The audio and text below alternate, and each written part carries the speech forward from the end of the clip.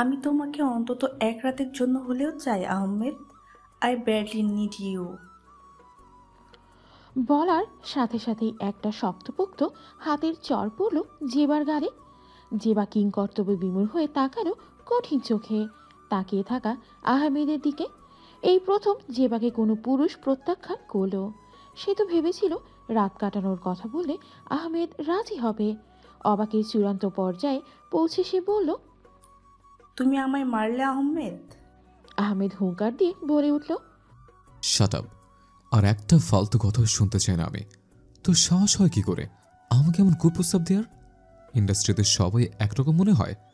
এখন আমার চোখের সামনে থেকে দূর হও। তুমি আমার সাথে তুই তুকারি করছো? আহমেদ কিছু না বলে দুই আঙুল দিয়ে কপাল ঘষল, যেন নিজের ক্রোধ নিয়ন্ত্রণের চেষ্টায় আছে। জেবা মাথা নাড়িয়ে বলল, অসম্ভব। আমি তোমাকে ছেড়ে যাব না, আমি ভালোবাসি তোমাকে। আহমেদ অন্যদিকে তাকিয়ে তাচ্ছিল্য হাসল আর বলল, ভালোবাসা ভালোবাসা মন দিয়ে হয়, দেহ দিয়ে নয়। আর আমাকে ভালোবাসা শেখাস না তুই। ভালোবাসা কি সেটা আমি তোর থেকে বেশি ভালো করে জানি, কারণ আমিও তো কাউকে প্রচণ্ড পরিমাণে ভালোবাসি। জেবাও তাচ্ছিল্য হেসে বলল। যাকে তুমি ভালোবাসো সে তো তোমার দিকে ফিরেও তাকায় না। আহমেদ কিছুক্ষণ চুপ থেকে শক্ত কণ্ঠে বলল, that's none of your business. আর আমি তোর সাথে কেন তো কথা বলছি? আজব, তুই কি আমার সম্পর্কে কথা বলার? চোখের সামনে থেকে দূর হ। শুধু শুধু সময় নষ্ট করেছিস আমার। Just get out. কিন্তু আমি। জেবা কিছু বলার আগেই আহমেদ গলা উঁচিয়ে হাঁক ছুড়ল। সৌরভ, সৌরভ। সৌরভ হলো আহমেদের খুব বিশ্বস্ত একজন সহকারী, বলা যেতে পারে একেবারে আহমেদের ম্যানেজার, অ্যাসিস্ট্যান্ট, আবার বডিগার্ড। গত 3 বছর ধরেই সে আহমেদের জন্য কাজ করে যাচ্ছে। সৌরভ এতিম হওয়ায় আহমেদ গায়ক হওয়ার পর তার ভরণ পোষণের দায়িত্ব নিয়েছিল, আবার কাজও দিয়েছিল। এই কারণে সৌরভ আহমেদকে খুব শ্রদ্ধা করে। খুব বিশ্বস্ত হওয়ায় সে আহমেদের সমস্ত ব্যক্তিগত কথা জানে। এমনকি সে এখন আহমেদের জন্য জীবনটাও দিতে প্রস্তুত। এতক্ষণ সৌরভ দরজার বাইরেই দাঁড়িয়ে জেবার আহমেদের কথা শুনছিল, কিন্তু ভয়ে ভেতরে যেতে পারেনি। সে তো জানেই আহমেদের রাগের কথা। আহমেদের ডাক শুনে সৌরভ কিছুক্ষণ সময় নিয়ে ভেতরে যায়, যাতে আহমেদ ভাবে সে অনেক দূরে কোথাও ছিল। হুড়মুড় করে ঢুকেই সৌরভ বলে, আমায় ডাকছিলেন স্যার? আহমেদ আঙুল দিয়ে জেবাকে দেখিয়ে দিয়ে বলে, আমার স্টুডিওতে মেয়েকে ঢোকার পারমিশন কে দিয়েছে? সৌরভ জানে এই জেবাকে আহমেদ একদম সহ্য করতে পারে না, তাও জেবার জোড়াজুড়িতে সে বাধ্য হয়েছে।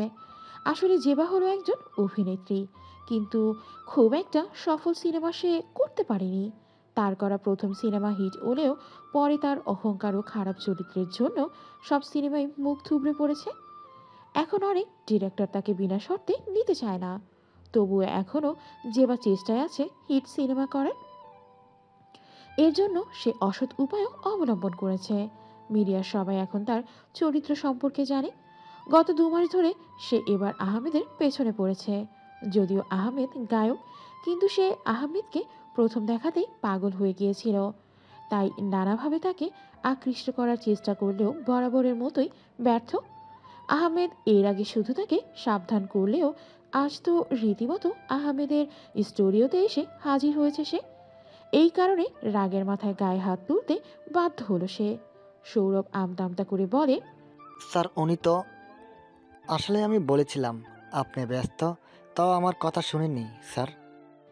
আহমেদ বলল, আমি ব্যস্ত থাকি আর না থাকি, এই চরিত্রহীন মহিলাকে তুমি ঢুকতে দেবে কেন? এটাকে বের করো এক্ষুনি এখান থেকে, এক্ষুনি। জেবা জোরে বলে উঠল। তুমি আমাকে এইভাবে অসম্মান করতে পারো না আহমেদ। তুমি ভুলে যাচ্ছ যে আমিও একজন মিডিয়া পার্সোনালিটি। আমি চাইলেই তোমার গানের ক্যারিয়ার একদম শেষ করে দিতে পারবো। আহমেদ তার কথা পাত্তা না দিয়ে সৌরভকে উদ্দেশ্য করে বলল। তোমার এই মাসের অর্ধেক বেতন কাটা, সৌরভ। সৌরভ করুণ চোখে তাকালো। সে তো জানে যে আহমেদ কখনোই এই কাজ করবে না, শুধু তাকে ভয় দেখানোর জন্যই এসব বলছে। গত 3 বছরে এই কথা সে হাজারবার শুনেছে, কতবার এমন হুমকি পেয়েছে, কিন্তু মাস শেষে সর্বদাই পুরো বেতন হাতে পেয়েছে। বরং মাঝে মাঝে বিনা কারণে বোনাসও পায় সে। কিন্তু আহমেদের রাগের কথা মাথায় রেখে সে দ্রুত কয়েকজন ফিমেল স্টাফদের ডাকলো এবং জেবাকে স্টুডিও থেকে বার করালো। আহমেদ তার চেয়ারে চোখ বুজে গা এলিয়ে বসে পড়ল। তার কানে এখন জেবার বলা একটা কথাই বাজছে, যাকে তুমি ভালোবাসো সে তো তোমার দিকে ফিরেও তাকায় না। আহমেদ বিড়বিড় করে বলল। একবার ফিরে তাকাও না প্লিজ। পরিবেশ একটু শান্ত হওয়ার পর সৌরভ মিনমিন করে বলল। স্যার কি আমার উপর রাগ করেছেন? আহমেদ চোখ খুলে শান্ত কণ্ঠে বলল। এক কাপ কফি এনে দাও, মাথা ব্যথা করছে। সৌরভ মাথা নাড়িয়ে তাড়াতাড়ি চলে যেতে চাইলে আহমেদ ডেকে উঠল। সৌরভ শোনো। জি স্যার। আহমেদ সোজা হয়ে বসে বলল। আজ কি তোমার ম্যাম দেশে ফিরবে? সৌরভ কিছুক্ষণ চুপ থেকে একটু নমনীয় হয়ে বলল। জি স্যার, ওদিকে খোঁজ নিয়েছিলাম, রিয়াদ ভাইয়ের সাথে কথা হয়েছে আমার। একটু পরে নাকি ম্যাম ল্যাম করবে। আহমেদ কিছু একটা ভেবে বলল। গাড়ি বের করো, প্রডিউসারকে বলে দাও যে আমি কাল উত্তরের কনসার্টের পর গান রেকর্ডিং করবো। এখন ক্লান্ত লাগছে, বাড়ি যাচ্ছে। সৌরভ মাথা নেড়ে বলল। Okay sir.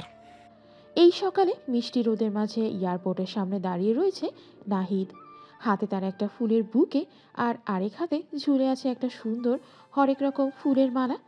চতুর্থবারের মতো হাতের ঘড়ির দিকে তাকিয়ে নাহিদ বলল। ম্যাডাম কি প্লেনের ভিতরে মারপিট শুরু করলো নাকি? গাড়ির ভেতর থেকে রিয়াদ ফোন স্ক্রল করতে করতে বলল। ম্যাডামের সামনে বলিস সেটা, কপালের ঠিক মাঝ বরাবর গুলি করে দিবে। নাহিদ একটা ঢোক গিরে বলল। আর ভয় দেখাস না ভাই, এমনিতেই ভয়ে আসে। ড্রাইভিং সিটের পাশে বসে থাকা নুরা সরল কণ্ঠে বলে উঠল। তোমরা এভাবে বলছো কেন? ম্যাডাম কি অনেক রাগী? রিয়াদ একটা দীর্ঘশ্বাস ফেলে বলল।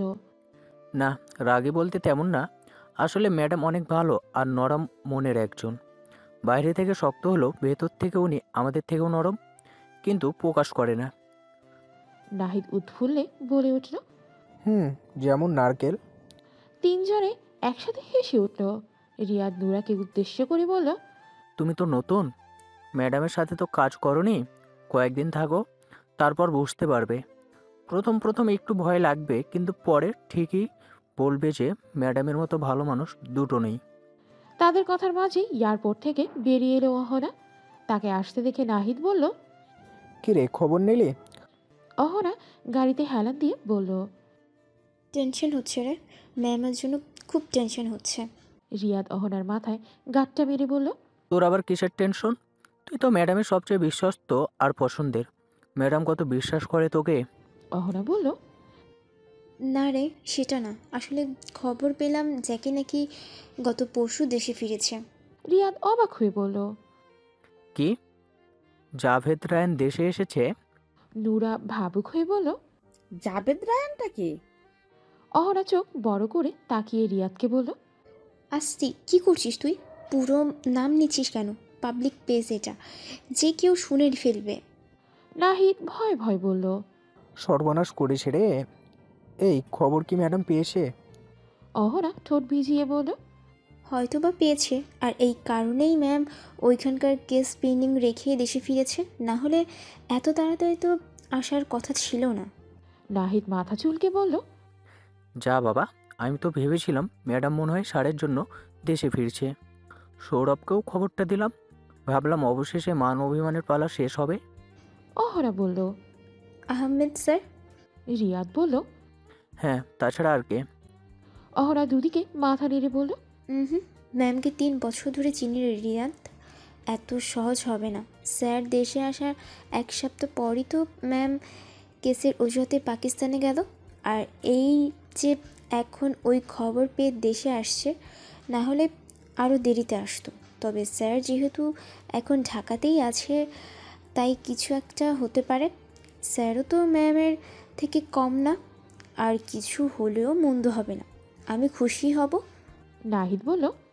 আর এমনি তো জেকে এর দেশে আসার খবরই যদি ম্যাডাম দেশে এসে থাকে তাহলে আর দেশের বাইরে যাবে না, তাই আহমেদ স্যারের জন্য একটা সুবর্ণ সুযোগ। নুরা উৎফুল্লে বলে উঠল। আহমেদ মানে জনপ্রিয় গায়ক সাদ আহমেদ রহমান? রিয়াদ বলল। উনি, ওনার গান আমার খুব পছন্দের। নুরার চোখ চকচক করে উঠল। ও মাই গড, উনি তো আমার ফেভারিট সিঙ্গার। এত জোশ কণ্ঠ, দেখতেও যা হট। হায়, আমি তো বারবার প্রেমে পড়ে যাই। আমার 2 বছরের ক্রাশ উনি। রিয়াদ খুব খুব করে কেসে উঠল। সে তো উনি আমারও খুব পছন্দের, কিন্তু এখন ওসব ক্রাশ ট্রাশ বাদ দাও, বুঝলে? ভুলে যাও, প্রেম তো দূরের কথা, যা এখানে বললে তার ভুলও উচ্চারণ করো না। নাহিদ হেসে বলল, বিশেষ করে ম্যাডামের সামনে তো ভুলেও আহমেদ স্যারের কথা বলো না, আজকেই তোমার চাকরি খেয়ে ফেলবে। আর যদি শুনে প্রেমে পড়েছো, তাহলে মনে করো দুনিয়াতে তোমার আর জায়গা নেই। এখন আবার জানতে চেয়েও না যে কেন, আস্তে আস্তে সব জানবে। নুরা এবার ফিসফিস করে বলল। এই জাভেদ রায়ানটা আবার কে অহনা আপু? অহনা ছোট শ্বাস ফেলে বলল, কিছুদিন যাক, এটাও জানতে পারবে। আজ আগে ম্যামকে ভালো করে আবুঝাব করো। এখন থেকে তো আমাদের সাথেই ম্যামের হয়ে কাজ করতে হবে। নুরা বাধ্যের মতো মাথা নাড়ল। সপ্তাহখানিক হয়েছে সে সিক্রেট পুলিশ টিম AJR গ্রুপে জয়েন করেছে। পুলিশে জয়েন করার সাথে সাথেই তাকে তার যোগ্যতার ভিত্তিতে এই গ্রুপে নিয়োগ করা হয়েছে। সবাই তার থেকে অনেক সিনিয়র। তাদের কথা বলার মধ্যে কিছুক্ষণ পর ফ্লাইট ল্যান্ডিংয়ের অ্যানাউন্সমেন্ট শোনা গেল। সবাই খুব দ্রুত সজাগ হয়ে উৎসুক দৃষ্টিতে তাকিয়ে রইল এয়ারপোর্টের দিকে।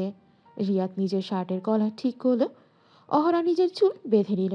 এদিকে নাহিদ তো দাঁত কিলিয়ে ফুলের মালাটা উঁচু করে রাখল। ম্যাডাম আসলেই এই ফুলের মালা দিয়ে আমন্ত্রণ জানিয়ে ম্যাডামকে খুশি করাটাই তার মূল উদ্দেশ্য। এয়ারপোর্টের স্বয়ংক্রিয় দরজা খুলতেই ধীরে ধীরে বাইরে পা রাখে এক রমণী, যার চোখে আত্মবিশ্বাসের ঝলক, কিন্তু আড়ালে লুকিয়ে থাকা আন্ডারকভার পরিচয়ের গোপন গাম্ভীর্য। সেই এয়ারপোর্টের স্বচ্ছ দরজা দিয়ে বেরিয়ে এলে সূর্যের আলো তার মুখে পড়ে। সাদা শার্টে তাকে যেন আরও দৃঢ় ও আত্মবিশ্বাসী দেখাচ্ছে। শার্টের সিম্পল পরিপাটি কাট আর তার উপর খাপে খাপে বসা বডি ফিটেড ডিজাইন তার ব্যক্তিত্বকে আরও জোরালো করে তুলেছে। হাতে ধরা কালো ট্রলিং কাগজের হ্যান্ডেল ধরে সে দৃঢ় পায়ে সামনে এগিয়ে চলে, যেন তার প্রতিটা পদক্ষেপেই আত্মবিশ্বাসের ছাপ ফুটে উঠেছে। চুলগুলো ঘাড়ের নিচ পর্যন্ত বিনা ঝামেলায় সেট করা, যা তার কার্যক্ষমতা ও পেশাগত মনোভাবের প্রতিফলন। তার চোখে এক অদম্য তীক্ষ্ণতা, যেন সে যে কোনো পরিস্থিতিতে সামাল দিতে সে সম্পূর্ণ প্রস্তুত। চারপাশের মানুষের ভিড় তাকে প্রভাবিত করতে পারে না। তার ফোকাস স্পষ্ট, তার স্ট্রং পার্সোনালিটি আশেপাশের সবার দৃষ্টি আকর্ষণ করে। কেউ তার দিকে তাকালে নীরব সম্মান আর মুগ্ধতা চোখে পড়ে। তার হাঁটা, তার শরীরের ভাষা, সব কিছুতেই দৃঢ়তা আর আত্মবিশ্বাসের এক গভীর ছাপ। হ্যাঁ, এই রমণীই হলো আন্ডারকভার টিমের লিডার AJ রোজা। অহনা দ্রুতগতিতে এগিয়ে যায়, তার পিছু পিছু সবাই আসে। সবাই রোজার কাছে এসে একসাথে বলে, গুড মর্নিং ম্যাম। রোজা চোখের সানগ্লাসটা খুলে মুচকি হেসে বলে। গুড মর্নিং গাইস, কি অবস্থা সবার? রিয়াদ হেসে বলে, খুব ভালো ম্যাডাম, আপনাকে দেখে তো আরও ভালো লাগছে। অহনা রোজার হাত থেকে লাগেজটা নিতে নিতে বলে, আপনার আসতে কোনো সমস্যা হয়নি তো ম্যাম? শুনলাম ফ্ল্যাটের ট্র্যাক অফ করতে লেট হয়েছিল। না, সমস্যা হয়নি। নাহিদ এবার মিনমিন করে এগিয়ে এসে ফুলের মালাটা রোজার গলায় পরিয়ে দিল, আর ফুলের তোড়াটাও এগিয়ে দিল। রোজা হাসি মুখে বলল, তুমি আর বড় হলে না নাহিদ। নাহিদ মাথা চুলকে হাসত। এইবার রোজার চোখ গেল নুরার উপর। নুরাকে দেখিয়ে রোজা ভ্রু কুচকে অহনাকে বলল, এই মেয়েটা। রিয়াদ বলল, ও হ্যাঁ, ম্যাডাম গত সপ্তাহে জয়েন করেছে আমাদের টিমের নতুন মেম্বার। নাম হলো নুরা, বাড়ি সিলেট। অহনা এবার বলল, ম্যাম, আপনি যে নতুন একজনকে নিয়ে আসতে বলেছিলেন, এই কারণে নূরকে নিয়ে এসেছি। আমাদের থেকে একটু জুনিয়র, কিন্তু খুবই দক্ষ। আমার মনে হয় ওর কাজে আপনি নিরাশ হবেন না। রোজা বলল, ভালো করে যাচাই করেছে তো? অহনা বলল, ইয়া ম্যাম, শিওর। আর ওর মধ্যে অনেক দক্ষতা রয়েছে, যা আমাদের মধ্যে খুব একটা নেই। রোজা ভ্রু কুচকে বলল, যেমন? হ্যাকিং ভালো করতে পারে, অভিনয় করতে পারে, দরজার লক চাবি ছাড়া খুলতে পারে, বাংলা, ইংলিশ, ছাড়াও আরও 13টি ভাষায় কথা বলতে পারে, আবার অফিসিয়ালের কাজও ভালোই করতে পারে। ওর টার্গেট অনেক ভালো, অনেক দূর থেকেও বন্ধু টার্গেট করতে পারে। রোজা মাথা নেড়ে বলে। গুড চয়েস, এরকমই একজন দরকার ছিল। এরপর রোজা নূরার দিকে তাকিয়ে বলে। Best of luck. নূরা ভদ্রতার সহিত উত্তর দেয়। Thank you ma'am. রিয়াদ তাড়াহুড়ো করে বলল। ম্যাডাম, আপনি তো মনে হয় সকালে কিছু খাননি, চলুন তাড়াতাড়ি, আর দেরি করা ঠিক হবে না। সবাই সহমত পোষণ করলো। আহমেদ বারান্দায় বসে গিটার হাতে নিয়ে টুংটাং আওয়াজ করেই যাচ্ছে। আগামীকাল গান রেকর্ডিংয়ের জন্য তার এখন গান প্র্যাকটিস করা প্রয়োজন, কিন্তু কোনোভাবেই সে মনোযোগ দিতে পারছে না। বারবার অন্যমনস্ক হয়ে যাচ্ছে কোনো এক অজানা কারণে। কিছুক্ষণ পর দরজায় সৌরভ নক করলো। আহমেদ বলল, এসো। সৌরভ আস্তে করে দরজা ঠেলে হাতে কিছু কাগজপত্র নিয়ে ভেতরে ঢুকলো। আহমেদের কাছে গিয়ে কাগজগুলো এগিয়ে দিয়ে বলল, স্যার, এখানে কালকের জন্য গানের রিলিক্স আছে, আর বাকি 2টা কাগজ প্রডিউসার স্বপন দিয়ে গিয়েছে। 2টাতে ওদের নতুন সিনেমার জন্য গানের রিলিক্স আছে। উনি বলেছেন আপনি চাইলে গানের কথাগুলো আপনার মতো পরিবর্তন করতে পারেন, আর গানের ক্যাটাগরি হবে রোমান্টিক। আহমেদ গিটারটা সাইডে রেখে কাগজপত্রগুলো হাতে নিয়ে নেড়ে চেড়ে দেখতে থাকলো। সৌরভ কিছু বলার জন্য উসখুস করতে থাকলো। আহমেদ সেটা খেয়াল করে বলল। কিছু বলবি সৌরভ? সৌরভ ধীরে সুস্থে বলল, একটু আগে খবর পেলাম ম্যাম ঠিক মতো বাড়িতে পৌঁছে গেছে স্যার। আর রিয়াদ ভাই বলল ম্যাম নাকি অন্য কোনো কারণে দেশে এসেছেন। আগামী 1 বছরের কাম না থাকলে দেশের বাইরে যাওয়ার সম্ভাবনাও নেই। আহমেদ মনোযোগ দিয়ে শুনল সৌরভের কথা। এরপর একটা তাচ্ছিলের হাসি হেসে বলল, তোমার কি মনে হয়েছিল তোমার ম্যাম আমার জন্য দেশে ফিরেছে? সৌরভ সরল মনে ওপর নিচ মাথা নাড়ল। সে তো সত্যি তাই ভেবেছিল। আহমেদের হাতে থাকা কাগজপত্রগুলো গিটারের ওপরে রেখে একটা দীর্ঘশ্বাস ফেলে বলল, তোমার ম্যাম আমার জন্য দেশে ফিরেনি, ও দেশে ফিরছে অন্য কাছে, এটা আমি আগে থেকেই জানি। তবে এটা সত্যি, তোমার ম্যামকে দেশে আনার জন্য আমি একটা কাজ করেছি। কি করেছেন স্যার? একটা কথা শোনোনি, কান টানলে মাথা আসে। বিষয়টা তেমনই। তোমার ম্যাম যাকে পুরো পৃথিবীতে তন্ন তন্ন করে খুঁজছিল, তাকে খোঁজার জন্য প্রতি মাসে একটা করে দেশে যেত। সে মানুষটার দেশে আসার ব্যবস্থা আমি গত সপ্তাহে করে দিয়েছি। হয়তো সে চলে এসেছে, আর এই খবর পেয়েই তোমার ম্যাম দেশে ফিরেছে। সৌরভ কৌতূহলী মন নিয়ে জিজ্ঞেস করলো। সে কে স্যার? আহমেদ একবার সৌরভের দিকে তাকিয়ে আবারও বারান্দা থেকে ব্যস্ত শহরের দিকে তাকিয়ে বলল, জে কে, জাভেদ রায়ান খান। বিছানার ওপর বসে এক হাতে কফির কাপ নিয়ে আরেক হাত দিয়ে ল্যাপটপের কিবোর্ড টাইপ করছে রোজা। গত 1 ঘন্টা ধরে সে জাভেদ রায়ানের সব ডিটেলস চেক করছে, কিন্তু কোনোভাবেই তার কাঙ্ক্ষিত তথ্যটি খুঁজে পাচ্ছে না। একটু পরেই অহনা হাতে কিছু ফাইল নিয়ে হাজির হলো রোজার ঘরে। অহনা, রিয়াদ, নাহিদ আর নূরা সবাই রোজার বাড়িতেই থাকে। আসলে শুধু তারাই নয়, তাদের টিম যারা আছে সবাই এক বাড়িতেই থাকে। বাড়িটা বড় হয় সবাই স্বাচ্ছন্দ্যে থাকতে পারে। সবারই আলাদা ঘর রয়েছে। তবে রোজা মাঝে মাঝে একা তার নিজস্ব ফ্ল্যাটে গিয়ে থাকে, কিন্তু কোনো কেস হাতে থাকলে এই বাড়িতেই থাকে। এই বাড়িতে তাই সার্ভেন্টস, বডিগার্ড আর সিকিউরিটি গার্ডের সংখ্যা অনেক বেশি। অহনার হাতে থাকা ফাইলগুলো রোজার বিছানার পাশে দিয়ে বলল, ম্যাম, আপনার অনুপস্থিতিতে আমার সাধ্যমতো কেস সলভ করেছি, কিন্তু এই কয়েকটা কেস একটু বেশি কমপ্লিকেটিভ, এইগুলো পেন্ডিং রয়ে গেছে। রোজা কফির কাপে একটা চুমুক দিয়ে ফাইলগুলোর দিকে তাকিয়ে বলল, কয়টা রয়েছে? ম্যাম, 6টা। রোজা ল্যাপটপে টাইপ করতে করতেই বলল, আমাকে কেসগুলোর মূল থিমগুলো বলো। Sure ma'am. বলেই অহনা ফাইলগুলো হাতে নিয়ে রোবটের মতো বিরতিহীনভাবে বলতে থাকতো। Case number 1 suicide case. Train থেকে ঝাঁপ দিয়ে আত্মহত্যা করেছে, কিন্তু পরিবারের দাবি এটা মার্ডার। রোজা কফির কাপে চুমুক দিয়ে বলল, নেক্সট। কেস নাম্বার 2, ছাদে লাশ পাওয়া গেছে, লাশের বুকে ছুরি মারা হয়েছে, কিন্তু আশেপাশে কোথাও ছুরি পায়নি। কেস নাম্বার 3, ড্রেনে একটা লাশ পাওয়া গেছে, লাশটা অনেক দিনের, এই কারণেই চেহারা নষ্ট হয়ে গেছে, পরিচয় পাওয়ার জন্য তেমন কিছুই পায়নি। আর কেস নাম্বার 4-5 একই, চুরির কেস। হাই স্কুলে একটা টিচারের বাড়িতে আর একজনের ব্যাংকের বাড়িতে একই রাতে চুরি হয়েছে।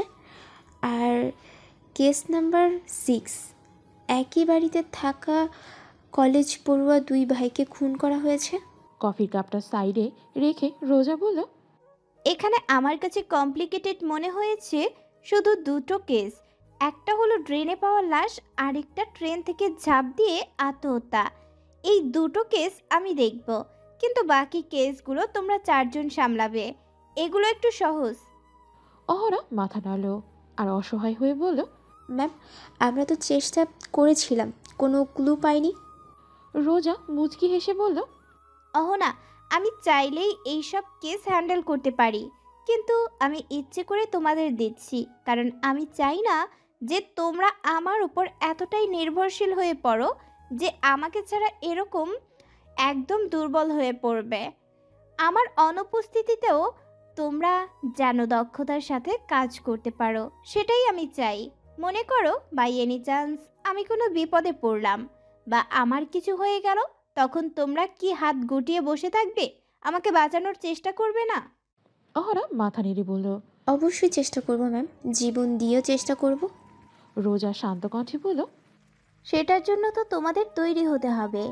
একটা হাতের বুড়ো আঙুল ভেঙে গেলেও কিন্তু বাকি আঙুলগুলো কাজ করে অহনা। আমিও চাই আমার অনুপস্থিতিতে তোমরাও সেভাবে কাজ করো। তোমাদের শেখানোটাই আমার মূল উদ্দেশ্য, বুঝেছো? অহরা বলল। জি ম্যাম, বুঝতে পেরেছি। রোজা বলল, এই কেসগুলোর মধ্যে সবচেয়ে সহজ কেস হলো চুরির দুটো কেস। আমাদের যেই নতুন মেয়েটা এসেছে নোরা, তাকে এই কেসগুলো হ্যান্ডেল করতে দেবে। তোমরাও সাহায্য করো, কিন্তু ওর দক্ষতা কাজে লাগাতে দিবে। আমি দেখতে চাই তোমরা পারো কিনা। Sure ma'am. রোজা আবারও ল্যাপটপে কাজ করতে শুরু করলো। অহরা কৌতূহলী হয়ে জিজ্ঞেস করলো, ম্যাম, আপনি কি কিছু খুঁজছেন তখন থেকে? রোজা চিন্তিত স্বরে বলল, জেকের দেশে ফিরে আসার কারণটা খুঁজছি অহনা। দেশে তো ওর এখন কোনো কাজই নেই, তাহলে কেন ও দেশে আসলো? এভাবে নিজে থেকে শিকারের ফাঁদে পা দেওয়ার মতো ও তো গাধাও নয়। হঠাৎ করে দেশে ফিরে আসার কারণটা কি? আমরাও এই বিষয় নিয়ে খোঁজ নিয়ে দেখেছি ম্যাম, কিন্তু সন্দেহজনক কিছুই পাইনি। রোজা আরও চিন্তায় পড়ে গেল। নিশ্চয়ই কোনো ঘাপলা আছে এর পেছনে। যে করে হোক তাকে জানতে হবে। কনসার্টের প্রস্তুতি চলছে। বাহিরে সুরের ঢেউয়ের সঙ্গে ভক্তদের উন্মাদনা ছড়িয়ে পড়েছে। আহমেদ আয়নার সামনে দাঁড়িয়ে আছে, তার চোখে আনন্দ ও উদ্বেগের ছাপ। কনসার্টের মঞ্চে ওঠার মুহূর্ত, এর জন্য তার হৃদয়ে একটানা ঢেউ খেলাচ্ছে। একটু পর সৌরভ জ্যাকেট নিয়ে হাজির হলো আহমেদের মেকআপ রুমে। সৌরভ এসে হাস্যোজ্জ্বল কণ্ঠে বলল, আজকে তো আপনাকে অনেক বেশি সুন্দর লাগছে স্যার। আহমেদ আয়না দিয়ে তার দিকে তাকিয়ে একটু হাসলে শুধু। সৌরভ জ্যাকেটটা আহমেদের দিকে এগিয়ে দিল। আহমেদ সেটা হাসি মুখে বলল। সৌরভ একটু পর্যবেক্ষণ করে বলে উঠল, স্যার একটা কথা বলি। আহমেদ বলল, বলো, জিজ্ঞেস করার কি আছে? সৌরভ একটু ইতস্তত ভাব নিয়ে বলল, আপনাকে তো আজকে অনেক খুশি দেখাচ্ছে স্যার, এমনটা হওয়ার কারণ জানতে পারি? আহমেদ তার দিকে এক পলক তাকালো। সৌরভ অপ্রস্তুত ভঙ্গিতে বলল, না মানে আপনি তো কয়েকদিন ধরে অনেক আপসেট ছিলেন, এমনকি গান রেকর্ডিংয়ের সামনে আপনি গুমরা মুখে থাকতেন। আজ একটু খুশি খুশি দেখছি আপনাকে। আহমেদ ড্রেসিং টেবিল থেকে ঘড়িটা হাতে পড়তে পড়তে বলল, হ্যাঁ সৌরভ, ঠিক ধরেছ। আজ আমি অনেক খুশি, কারণ আজ তোমার ম্যামকে আমার সামনে আসতেই হবে। সে আজ আমাকে দেখতে বাধ্য। বলেই আহমেদ একটা রহস্যময় হাসি দিল। সৌরভ কিছু না বুঝে শুধু তাকিয়েই রইল। হুড়মুড় করে রোজার ঘরে ঢুকতে গিয়ে ঠাস করে মাথায় জোরে একটা বাড়ি খেলো অহনা। বিরক্তিসূচক শব্দ করে উঠতে গেলে সামনে রিয়াদকে দেখে চুপসে গেল সে। মিনমিন করে বলল, সরি রে, আমি দেখতে পাইনি। রিয়াদ ভ্রু কুচকে বলল, এভাবে রকেটের গতিতে আইছিলি কেন? ম্যাডাম কাজ করছে তো। অহনা মাথা ঘষতে ঘষতে তাড়াহুড়ো করে বলল, আর বলিস না রে, একটা সেই খবর পেয়েছি। যদিও খবরটা পাসি, তাও এক্ষুনি ম্যামকে জানানোটা খুব দরকার। এই কারণে এক্সাইটমেন্টটা ধরে রাখতে পারিনি। কি খবর আমিও একটু শুনি। ভেতরে চল, ম্যামের সামনেই বলছি। দুজন মিলে একসাথে ভেতরে আসার পর অহনা আস্তে করে রোজাকে ডেকে বলল। ম্যাম, একটা খবর আছে। রোজা সোফায় বসে কাজ করছিল। অহনার কথা শুনে উঠে দাঁড়িয়ে বলল। কি খবর বলো। ম্যাম, আসলে জাবেদ রায়হানের দেশে ফিরে আসার কারণটা মনে হয় পেয়ে গিয়েছি। রোজা ভ্রু কুঁচকে বলল। মানে?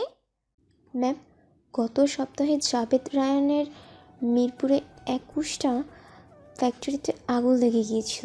আগুনের উৎস কেউ জানে না। এছাড়া ওনার ধানমন্দির বাড়িতেও কেউ আগুন লাগিয়ে দিয়েছিল। অনেক টাকা লোকসান হয়ে গেছে ম্যাম, প্রায় 67 কোটি টাকার মতো হবে। আর আমার মনে হয় এই কারণে হয়তো ও দেশে ফিরেছে। যত যাই হোক, টাকা সম্পত্তিকে সে তো আবার অনেক সিরিয়াস। রোজা মাথা নেড়ে বলল। মনে হয় না অহনা, আমি শিওর ও এই কারণেই দেশে ফিরে এসেছে। কিন্তু তোমরা এই খবর আগে কেন জানতে পারোনি? আমি তো তোমাদের খোঁজ রাখতে বলেছিলাম। রিয়াদ আমতা আমতা করে বলল। ম্যাম, আমরা আসলে কেসগুলো নিয়ে খুব চিন্তায় ছিলাম, আর অফিসিয়াল অনেক কাজ ছিল।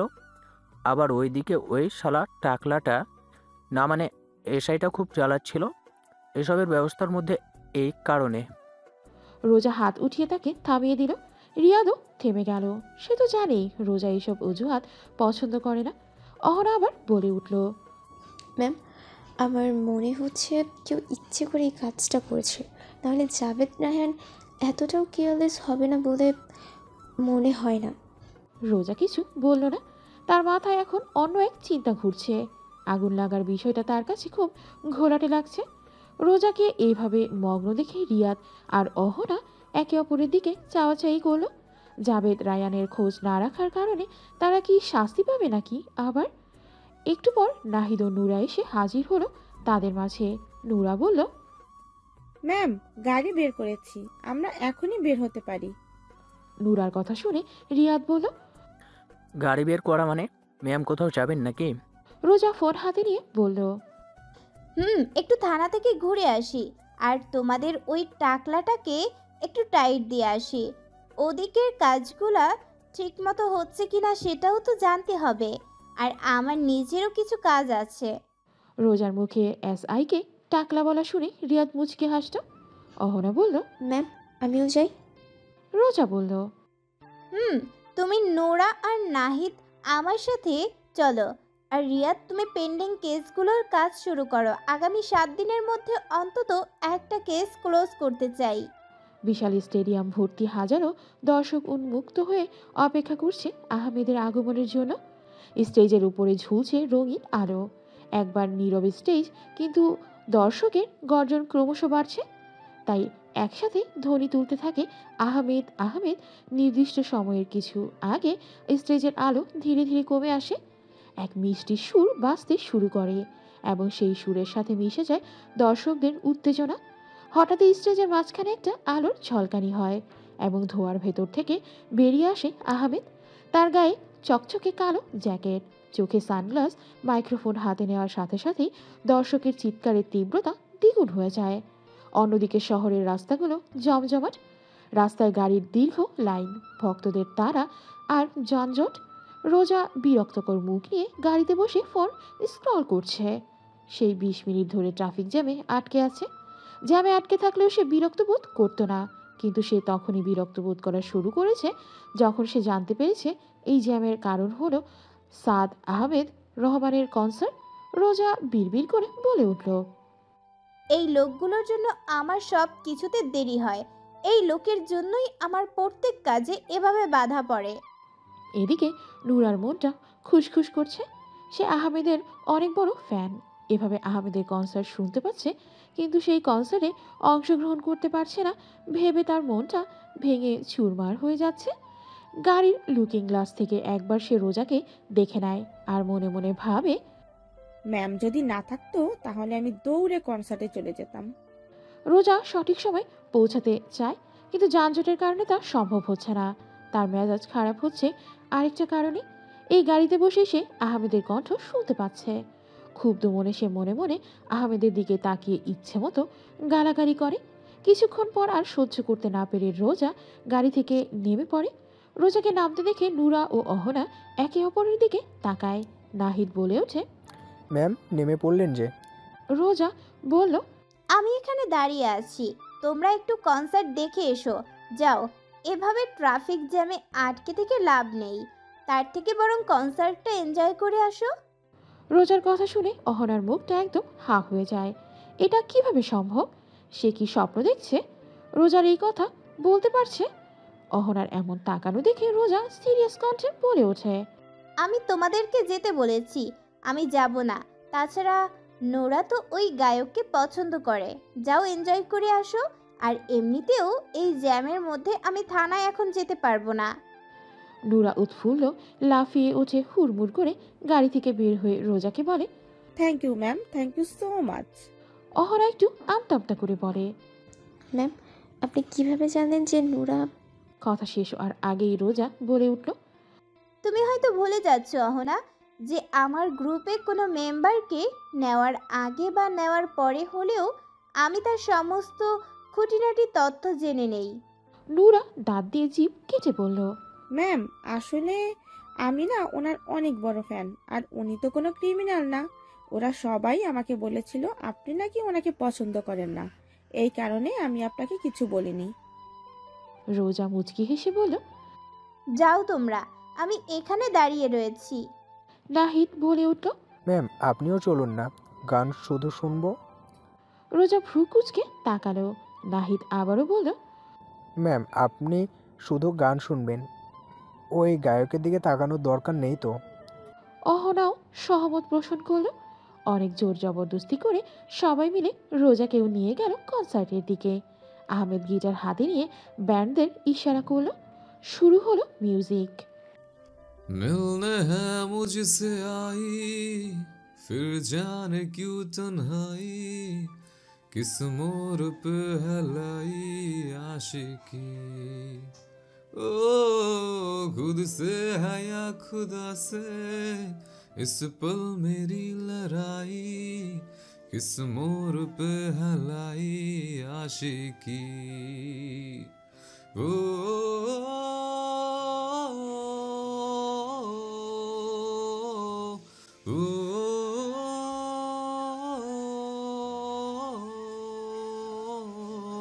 आशिकी बाजी है ताश की टूटते बनते विश्वास की ओ मिलने है मुझसे आई फिर जाने क्यों तन्हाई किस मोड़ पे है लाई आशिकी গানের প্রতিটা লাইনে তার সুরের জাদু দর্শকদের হৃদয় স্পর্শ করছে। হাজার হাজার হাত উঁচু হয়ে তাকে স্বাগত জানাচ্ছে। ফোনের ফ্ল্যাশগুলো একসাথে জ্বলতে শুরু করে, যেন আকাশের তারাগুলো মতে নেমে এসেছে। দর্শকরা করতালিতে মেতে ওঠে। চারিদিকে একবার চোখ বুলিয়ে আহমেদ আবারও গাইতে শুরু করলো।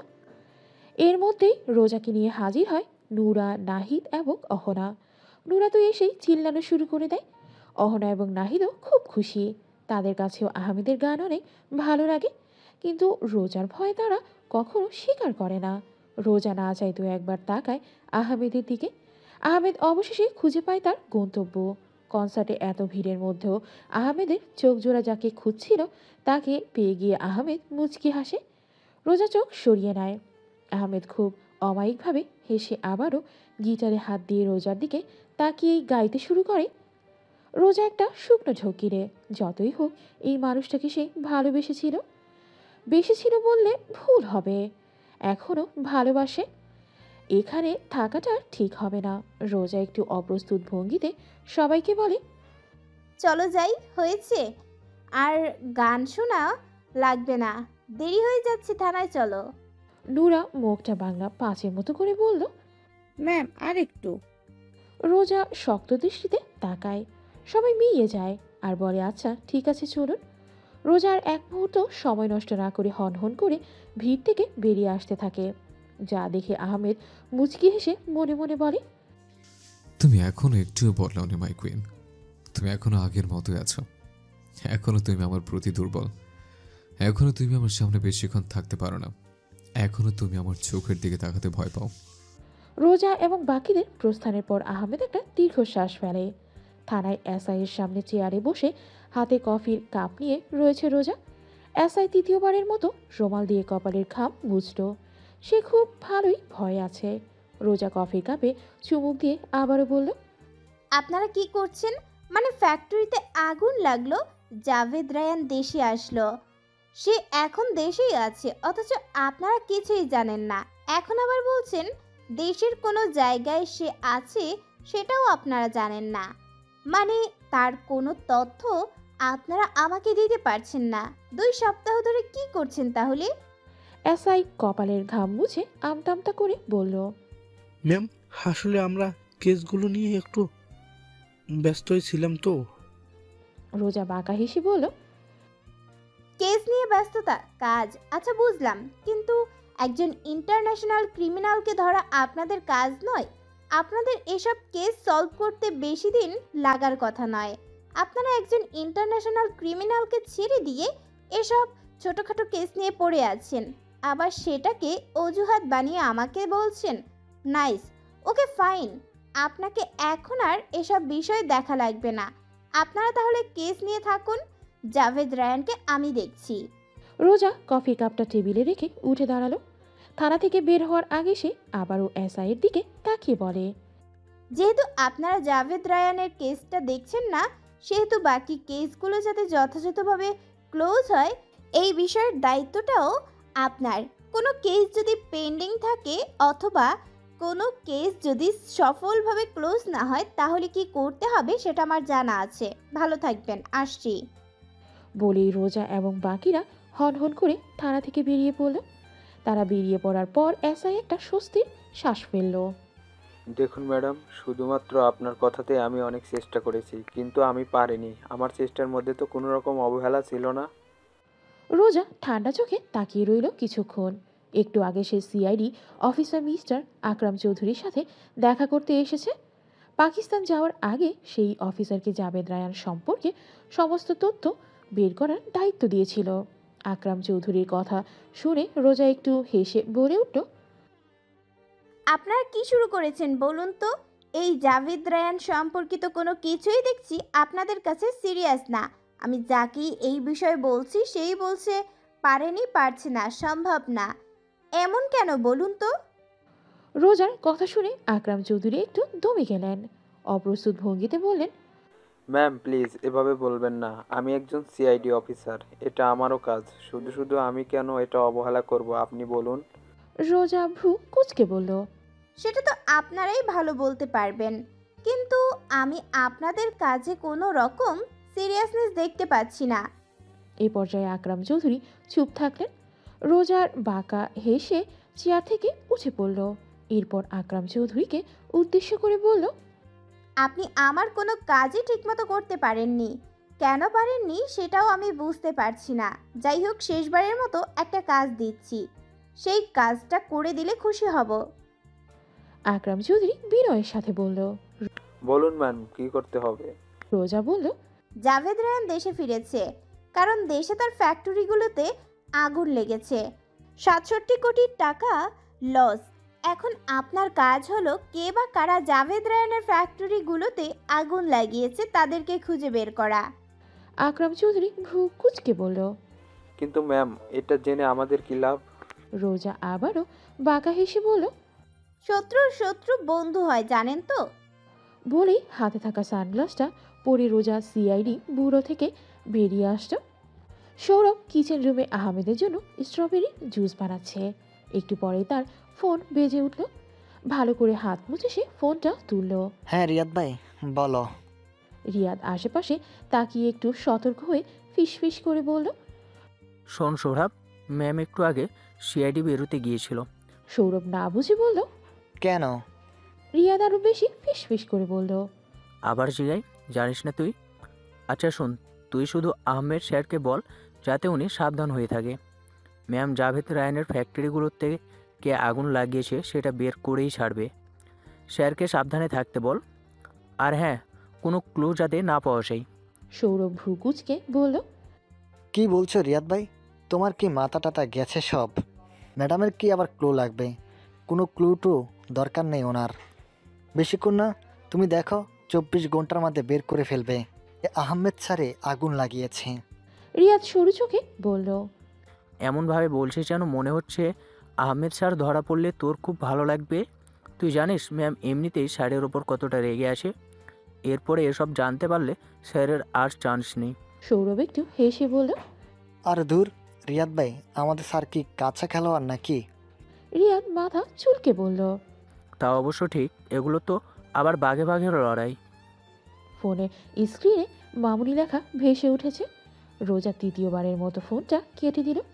এই পর্যন্ত 3বার রাজিয়া রহমান রোজাকে কল করেই যাচ্ছে, কিন্তু রোজা কোনো মতেই ফোনটা ধরছে না। খুবই বিরক্ত নিয়ে রাজিয়া রহমান আবারও রোজাকে কল করলো। রোজা একটা মিটিংয়ে ব্যস্ত ছিল। এভাবে বারবার কল করাতে সে বাধ্য হয়ে মিটিংয়ে বসে থাকা সকলের উদ্দেশ্যে বলল, এক্সকিউজ মি প্লিজ। বলেই রোজা ফোনটা হাতে নিয়ে বেরিয়ে পড়ল। কলটা ধরার সাথে সাথেই ওপাশ থেকে বাঘিনীর ন্যায় আওয়াজ আসতো, আমাকে কি ভেবেছিস তোরা? জোকার নাকি আমি? তোরা কি শুরু করেছিস আমাকে বলতো? একজন তো সেলিব্রিটি হয়ে গেছে, এমন সেলিব্রিটি হয়ে গেছে যার সাথে দেখা করার জন্য এখন অ্যাপয়েন্টমেন্ট নেওয়া লাগে। আর একজন সারাদিন চোর ডাকাতের সাথে ওঠা বসা করছে। হায় আল্লাহ, এগুলো দেখার জন্য আমি এখনো বেঁচে আছি। রোজা ঠোঁট গোল করে শ্বাস ফেলে বলল, মামুনি তুমি আবার শুরু করলে? রাজিয়া রহমান এবার বলল, আমি শুরু করেছি, হ্যাঁ তাই তো, আমি তো শুরু করেছি। আর তোরা তোরা কি করছিস? তোরা আমার জীবনটাকে খেয়ে ফেলেছিস, বুঝলি?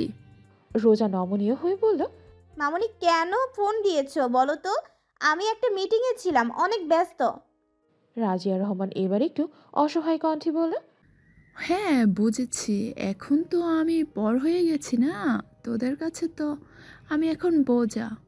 এখন তো তোদের কাজেই তোদের সব কি জানি। আমি কেন এখনো বেঁচে আছি, মাঝে মাঝে ইচ্ছে করে মরেই যাই। রোজার সাথে সাথে বলে উঠল, আস্তাগফিরুল্লাহ। মামুনি তুমি থাকবে, কি চাও বলো তো? আমি জানি তুমি নিশ্চয়ই কোনো কারণে ফোন দিয়েছো, এই জন্য আমাকে ডাইভার্ট করতে এখন এসব কথা বলছো। সাথে সাথেই রাজিয়া রহমানের কুমিরের কান্না থেমে গেল। সে এবার একটু ভাব নিয়ে বলল, আজকে রাতে আমার বাড়িতে আসিস, এখানে রাতের খাবারটা খেয়ে যাস। রোজা বলল, ব্যাস এইটুকুই তো? হ্যাঁ এইটুকুই, তোদের কাছে তো আমার আর কিছু চাওয়ার নেই। শুধু সময় করে একটু আসিস রাতের বেলা, খাবারটা খেয়ে যাস আমার বাড়িতে। রোজা বলল, আচ্ছা ঠিক আছে, রাতে তোমার বাড়িতে খেয়ে তবে আমি আমার ফ্ল্যাটে ফিরবো। ওকে, এখন উল্টাপাল্টা কথা একদম বলবে না, খুবই ব্যস্ত, পরে কথা বলছি, রাখছি। ফট করে ফোনটা কেটে দিল রোজা। আসলে রাজিয়া রহমান হলো আহমেদের ফুপুর দুঃসম্পর্কের বোন। তবে তিনি আহমেদের ফুপুর খুব ভালো বন্ধু ছিলেন এবং তারা দুই বোনের মতো থাকত। আহমেদের বাবা আজ থেকে প্রায় 4 বছর আগে মারা যায়, আর আহমেদের মা তার জন্মের 1 বছর পরই মারা গেছে। বলতে গেলে সেই সময় আহমেদের মায়ের অভাবটা রাজিয়া রহমান পূরণ করেছিল। আহমেদের নিজের ফুপু কানাডাতে থাকে। রাজিয়া রহমানের সাথে আহমেদের বাবার অনেক ভালো সম্পর্ক ছিল বলে রাজিয়া রহমান তাদের বাড়িতে থাকতো। এই কারণে আহমেদকে সে ছোট থেকেই দেখাশোনা করে এসেছে। রাজিয়া রহমান অবিবাহিত, কোনো এক কারণে সে কখনো বিয়ে করেনি। তবে আহমেদকে সে নিজের ছেলের থেকেও বেশি দেখে। আবার রোজার বাবা মা যখন বেঁচে ছিল তখন রোজার মা রাজিয়া রহমানের বেস্ট ফ্রেন্ড ছিল, যেই কারণে ছোটবেলা থেকেই রোজা রাজিয়া রহমানকে অনেক ভালো করে চিনে। রোজার বাবা মা মারা যাওয়ার পর থেকেই রোজাকে রাজিয়া রহমান নিজের মেয়ের মতো করে দেখে এসেছে। বলতে গেলে সে রোজা এবং আহমেদকে নিজের ছেলে মেয়ের মতো করে দেখে। আর রোজা এবং আহমেদও রাজিয়া রহমানকে তাদের মায়ের স্বরূপ সম্মান করে। রাত 8টার মধ্যেই রোজা সমস্ত কাজ শেষ করে গাড়িতে উঠে পড়ে। অহনা বলে ওঠে, ম্যাম এখন কি ফ্ল্যাটে যাব? রোজা বলল, না ফ্ল্যাটে না, মামুনির কাছে যাব। নাহিদ উৎসুক হয়ে বলল, কেন ম্যাডাম, আন্টি কি অসুস্থ? আরে না, মামুনি বলল রাতের খাবারটা যেন মামুনির বাসায় খেয়ে যাই। মাঝে মাঝে মামুনি যে কী সব জেদ শুরু করে, কি আর বলবো, কিভাবে বোঝাবো বলো তো। এখন আমার সাথে মামুনির বেশি দেখা করাটা খুবই বিপজ্জনক। আমার তো এখন শত্রুর অভাব নেই। যদি কখনো কোনোভাবে আমার কোনো শত্রু জানতে পারে যে মামুনি আমার আপনজন, তাহলে মামুনির নিরাপত্তা থাকবে না। এটা আমি কিভাবে বোঝাবো? অত্যন্ত বিরক্তির সাথে রোজা বলল। অহনা বলল, ম্যাম, আন্টি তো আপনাকে অনেক ভালোবাসে, এই কারণেই হয়তো। আর আমরা তো বারবার আন্টিকে বলেছি আমরা কিছু সিকিউরিটি গার্ড রাখি আন্টির কাছে। আন্টি একা একা বাসায় থাকে, সিকিউরিটি গার্ডের দরকার আছে, কিন্তু আমাদের কথা তো শোনে না। রোজা বলল। এটাই তো সমস্যা। নুরা বলে উঠল। আপনারা কার কথা বলছেন ম্যাম? রোজা নুরার দিকে তাকিয়ে বলল, আমার মামুনির কথা বলছি, চলো আজকে পরিচয় করিয়ে দেব। নাহিদ বলল। আমরাও যাবো ম্যাম আপনার সাথে। রোজা বলল, তো কি আমি একা যাব? তোমাদের কি মনে হয় মামুনি আমাকে একা একা খাওয়ার জন্য রেখেছে? তোমাদের কেউ খাওয়াবে, এই জন্য যেতে বলেছে। চলো যাই, বেশি রাত করা যাবে না। নাহিদ গাড়ি স্টার্ট দিল। মিনিট 10-এর মধ্যে তাদের গাড়ি একটি মাঝারি আকারের একতলা বাড়ির সামনে এসে দাঁড়ালো। রাজিয়া রহমান একা একা থাকার কারণে খুব বেশি বড় বাড়ি নেয়নি।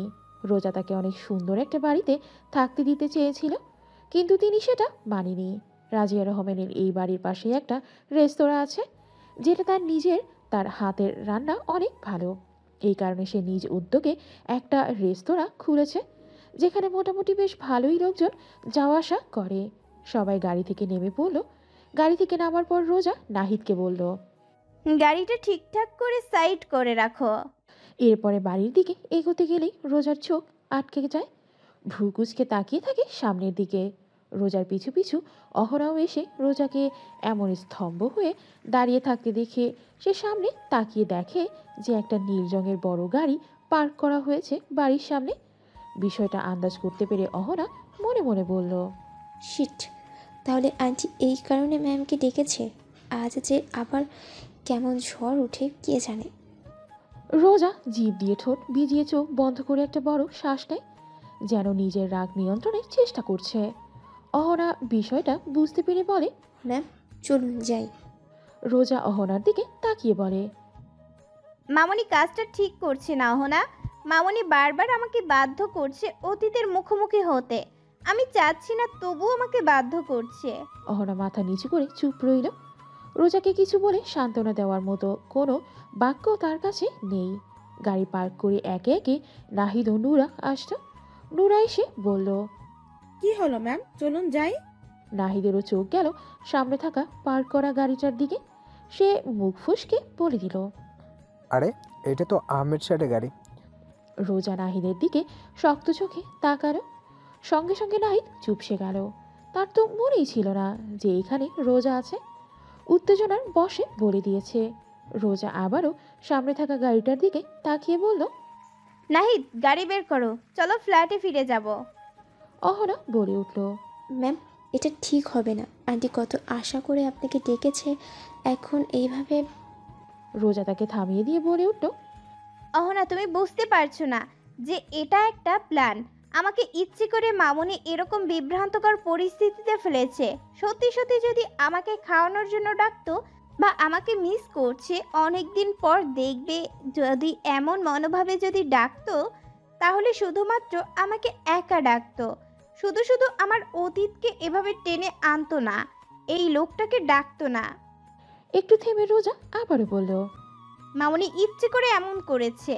নাহিদ আমতা আমতা করে বলল, ম্যাম আন্টি অনেক কষ্ট পাবে, চলুন আমরা চাই। আপনাকে স্যারের সাথে কোনো কথা বলাই লাগবো না। আমরা জাস্ট যাব, টেবিলে বসবো, খাবো, আন্টির সাথে কথা বলবো, চলে আসবো, ব্যাস, আর কিছু লাগবে না। আন্টির কথা একবার অন্তত ভাবুন। নাহিদের কথায় যুক্তি আছে। রাজিয়া রহমানের কথা ভেবে রোজা নিজেকে ধাতস্থ করল। তারপরে সবার উদ্দেশ্যে বলল, চেয়েছিলাম আজকে একটু অনেক বেশি সময় কাটাবো মামুনির সাথে, কিন্তু এখন সেটা আর আজকে হচ্ছে না। গিয়ে খাওয়া দাওয়া করে চলে আসবো, বেশিক্ষণ থাকবো না বলে দিলাম। রোজার কথায় সবাই ওপর নিচ মাথা চাকিয়ে সম্মতি দিল। সে যে যেতে চেয়েছে এটাই অনেক। আহমেদ আরাম করে সোফায় বসে আছে, হাত দুটো মাথার পেছনে, চোখে একটা তীব্র আত্মবিশ্বাস। তার বসার ভঙ্গি থেকেই বোঝা যায় সে এখানে বসার একেবারেই অভ্যস্ত, যেন বাড়ির মালিকই সে, অথচ এ বাড়িতে তার কোনো অধিকার নেই। মনে মনে আহমেদ ভাবল, কিসের অধিকার নেই? অধিকার অবশ্যই আছে। মামুনি বলেছিল এই বাড়ি রোজার নামে লিখে দেবে। রোজা যেহেতু আমার, তাহলে বাড়িটা আমার। আমরা আবার আলাদা থাকি, আমাদের দুটি দেহে একটি প্রাণ। সামনের টেবিলে ছড়িয়ে রাখা কয়েকটা ম্যাগাজিন, অর্ধেক খাওয়া কফির মগ, বাইরে হালকা হালকা বাতাস বইছে, জানালা দিয়ে চাঁদের আলো ফিল্টারের মতো ঢুকছে ঘরে। কিন্তু আহমেদের মুখে কোনো নড়াচড়া নেই। একটু আগে এসে বাড়ির সদর দরজা একদম খুলে দিয়ে এসেছে। আহমেদ জানে যে একটু পরে এখানে এসে হাজির হবে তার কাঙ্ক্ষিত ব্যক্তি রোজা, এবং এসেই যে তুলকালাম কাণ্ড বাঁধাবে সেটাও সে জানে। একটু আগে রাজিয়া রহমান আহমেদকে কফি খেতে দিয়ে রান্না করতে গিয়েছে। তার যাওয়ার আগে সতর্ক করে বলে গেছে, রোজা আসলে ওর সাথে একদম ঘাড়তেরামি করবি না সাত। মেয়েটা অনেক দিন পর আমার বাসায় আসছে, এমনিতেই তোকে দেখলে রেগে যাবে। আহমেদ খুব ভাব নিয়ে বলে দিয়েছে, মামুনি তুমি টেনশন নিও না তো। তোমার বান্ধবীর মেয়েকে কীভাবে টাইট দিতে হয় সেটা আমার খুব ভালো করে জানা আছে, কিন্তু ভালোবাসে দেখে কিছু করতে পারছি না, নাহলে কবে ওকে মাথায় তুলে এক আছাড় মারতাম। আহমেদের চিন্তাভাবনার মাঝের মুহূর্তেই দরজা খুলে বাড়িতে প্রবেশ করে রোজা। দৃঢ় পদক্ষেপে ঘরে ঢুকেই আবারও থমকে যায় সে। আহমেদ তীক্ষ্ণ চোখে তাকিয়ে রইল রোজার দিকে। নাহিদ ও অহনা আহমেদকে দেখে যেন খুব খুশি হলো। তার প্রথম থেকেই আহমেদকে অনেক পছন্দ করে। প্রথমত তার গানের অনেক বড় ফ্যান। এরপরে যখন তাদের সাথে পরিচয় হয়েছে তখন আহমেদের অমায়িক ব্যবহারে তারা সবাই মুগ্ধ হয়েছিল। নুরা তো লাফাতে গিয়েও রোজার দিকে তাকিয়ে আর লাফাতে পারল না। নাহিদ এবং অহনা দুজনেই ভদ্রভাবে বলল, আসসালামু আলাইকুম স্যার, কেমন আছেন? রোজা ওদের দুজনের এমন ভদ্রতা দেখে না কুচকালো। এত ভদ্রতা দেখানোর কি আছে? আহমেদ সুন্দর করে হেসে বলল, খুব ভালো আছে আলহামদুলিল্লাহ, তোমরা কেমন আছো? সবাই হাসি মুখে বলল, অনেক ভালো আছি স্যার।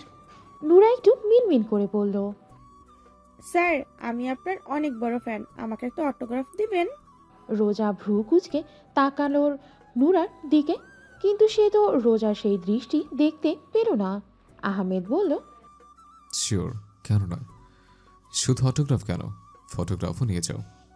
নুরা যেন আহ্লাদে আটখানা হয়ে গেল। সে টই টই করে আহমেদের কাছে গেল। আহমেদ সোফা থেকে উঠে দাঁড়ালো। নুরা তার কোটের পকেট থেকে একটি ছোট নোটবুক বের করলো। এরপর একটি কলম আহমেদের দিকে এগিয়ে দিল। আহমেদ সুন্দর করে একটা অটোগ্রাফ দিয়ে দিল। নুরা অবাক হয়ে বলল, স্যার আমার নাম জানলেন কিভাবে? আহমেদ মুচকি হাসি দিয়ে বলল, ম্যাজিক। অহনা হেসে ফেলল। আসলে তুমি যখন আমাদের গ্রুপে জয়েন হয়েছিলে তখন আমি স্যারকে জানিয়েছিলাম তোমার কথা। আসলে নতুন কেউ জয়েন হলে বা আমাদের গ্রুপে কোনো কিছু হলে আমরা স্যারকে সব জানাই। রোজা সাথে সাথেই ফট করে তাকালো অহনার দিকে। বিষয়টা বুঝতে পেরে অহনা তো এবার একটা শুকনো ঢোক গিলল। রোজা বিড়বিড় করে বলল, বিশ্বাসঘাতকের দল। একটু পর আহমেদ নুরার ফোনে তার সাথে একটা সেলফি তুলে দিল। তাদের এইসব কাহিনী দেখে রোজার মাথায় আগুন ধরে যাচ্ছিল। শেষমেশ রোজা এবার বলল, অহনা কাউকে বলে দাও যে এটা তার নিজের বাড়ি না, যে পায়ের উপর পা তুলে এখানেই বসে থাকবে। আহমেদ রোজার কথা শুনে ভ্রু উচালো। অহনা ইঙ্গিতটা বুঝতে পেরে বলল, ম্যাম আমরা ডাইনিংয়ে গিয়ে একেবারে বসি, সোফায় স্যার বসে থাকুক। আহমেদ সাথে সাথে বলল, আরে তোমরা গিয়ে বুঝবে কেন, এখনই খাওয়া দাওয়া হবে নাকি? আর অহনা, তুমি কাউকে একটু কষ্ট করে বলে দাও যে আমার মামুনি অনেক বড় লোক, তার এখানে একটা সোফা নেই, অনেকগুলো সোফা আছে, খালি সোফাগুলোতে কেউ বসতে পারে, কেউ বসলে আমি মাইন্ড করবো না। বলে আহমেদ একটু সাইড করে বসল। রেগে মেগে রোজা কিছু বলতে নাই, সেখানেই রাজিয়া রহমানের আগমন ঘটে। সবাইকে এখানে দেখে সে এসে বলে, অবশেষে তোরা চলে এসেছ, তোদের জন্য অপেক্ষা করতে করতে তো আমার খাবারই ঠান্ডা হয়ে গেল। রাজিয়া রহমানকে দেখে রোজা আহমেদের কথাটা ভুলে গেল। মুচকি এসে তার সামনে এসে দাঁড়ালো। কেমন আছো মামুনি? রাজিয়া রহমান অভিমানী কণ্ঠে বলল। তুই আর ভালো থাকতে দিলি কই? রোজা মুচকি হাসল, তারপর বলল, এতদিন পরে এসেছি, একটু আদর যত্ন করবে না? এমন অভিমান করে থাকবে? রাজিয়া রহমান ফিক করে হেসে ফেললেন। রোজাকে বুকে টেনে নিলেন, মাথায় হাত বুলিয়ে বললেন, তুই ঠিক আছিস তো? সব কিছুই ঠিকঠাক? নাহিদ বলে। আন্টি, আপনি সবসময় এই কথাটি কেন বলেন বলুন তো? রাজিয়া রহমান হেসে বলে, রোজা তো আর যেই সেই কাজ করে না, জীবন মরণের মাঝে কাজ করে। কখন কি হয়ে যায় কোনো গ্যারান্টি নেই আছে। সব সময় কতটা ভয়ে থাকি আমি ওকে নিয়ে। অহনা এবার নুরাকে নিয়ে বসলো রাজিয়া রহমানের সামনে আর বলল, যে মামুনি, এই মেয়েটা আমাদের নতুন মেম্বার, নাম হলো নূর। রাজিয়া রহমান এমনিতেই অনেক মিশুক। নুরাকে দেখে তার বেশ পছন্দ হলো। এরপর সবাই মিলে আরও অনেকক্ষণ আলাপ করলো। নুরার সাথে ইতিমধ্যে রাজিয়া রহমানের অনেক মিল হয়ে গেল। এরপরে রাজিয়া রহমান কিছু একটা ভেবে সবাইকে বলল, রোজা, তোরা এখানে একটু বস, আমি একটু রান্নাঘরে যাই, নুরাকেও নিয়ে যাই, ওর সাথে আরও গল্প করব। নুরাও বেশ খুশি হলো। এদিকে কথাটা শোনা মাত্রই নাহিদের মাথায় একটা বুদ্ধি আসলো। সে তার পা দিয়ে অহনার পায়ে একটা টোকা দিল। এরপরে ইশারা করে কিছু একটা বোঝালো। অহনা ইঙ্গিতটা ধরতে পেরে বলল, ও হ্যাঁ আন্টি, আমিও আপনাদের সাথে অনেক গল্প করব। অনেক দিন ধরে গল্প হয় না, কি বলিস নাহিদ? আমরা আন্টির সাথে জমিয়ে গল্প করব, আর আন্টিকে রান্নাতেও সাহায্য করব। নাহিদ বলল। হ্যাঁ অবশ্যই, চলুন আমরা যাই। তারপর রোজাকে উদ্দেশ্য করে নাহিদ বলল, ম্যাম, আপনি এখানে সোফায় বসুন, আমরা আসছি। আর এমনিতেও আপনি সারাদিন দৌড়াদৌড়ি করে অনেক ক্লান্ত হয়ে গিয়েছেন, এখন একটু বসে বিশ্রাম করুন। রাজিয়া রহমান যেন বেশ চালাকির সাথে ধরে ফেললেন তাদের মনোভাবটা। নাহিদের কথা শোনা মাত্রই কেউ এখানে 1 মিনিটও থাকলো না। সবাই দুম করে উধাও হয়ে গেল। রোজা নিজের মতামতটা প্রকাশ করলেও সময় পেল না। রোজাও তো কম চালাক না, তাদের চালাকিটা বেশ ভালো করেই ধরতে পেরেছে সে। মনে মনে সে বলল, দুধ কলা দিয়ে কাল সাপ পুষে রেখেছি আমি। রোজা আর চোখে আহমেদের দিকে তাকালো। আহমেদ আর একটু সাইডে গিয়ে বসলো এবং রোজাকে উদ্দেশ্য করে বলল, সোফাতে বসতে পারো। রোজা ভ্রু কুঁচকে তাকালো।